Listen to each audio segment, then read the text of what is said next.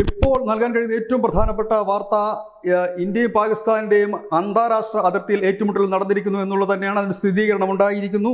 നുഴഞ്ഞു കയറാൻ ശ്രമിച്ച ഭീകരരെ തുരത്തി ഓടിക്കുകയും ഒരു ഭീകരനെ വധിക്കുകയും സൈന്യം ചെയ്തിട്ടുണ്ട്. ഈ ഭീകരന്റെ മൃതദേഹം കൂടെ ഉണ്ടായിരുന്ന ഭീകരൻ വലിച്ചിഴച്ചുകൊണ്ട് പോകുന്ന ദൃശ്യങ്ങൾ സേനയ്ക്ക് ലഭ്യമായിട്ടുമുണ്ട്. ഏതായാലും കഴിഞ്ഞ കുറേ നാളുകളായി 300-ലധികം ഭീകരർ അതിർത്തിയിൽ തമ്പടിക്കുകയായിരുന്നു നുഴഞ്ഞു കയറാൻ.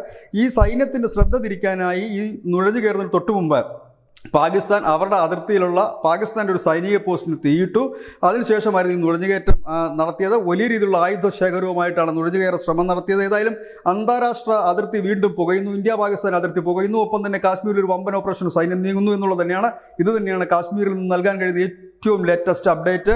ഇത് തന്നെയാണ്. ഈ സംഭവം നടന്നിരിക്കുന്നത് ജമ്മു കാശ്മീരിലുള്ള അഖ്നൂർ ഘോർ എന്ന് പറയുന്ന ബോർഡറിലാണ്, അതിർത്തി പ്രദേശമാണ്. ഈ അതിർത്തിയിലാണ് ഏറ്റുമുട്ടൽ നടന്നിരിക്കുന്നത്. അന്താരാഷ്ട്ര അതിർത്തിയിലാണ് ഇത് നടന്നത് പറയുമ്പോൾ തന്നെ വലിയ ഗൗരവതരമായ തന്നെ ഒരു ഏറ്റുമുട്ടലാണ് നടന്നിരിക്കുന്നത്. News desk, news India Malayalam.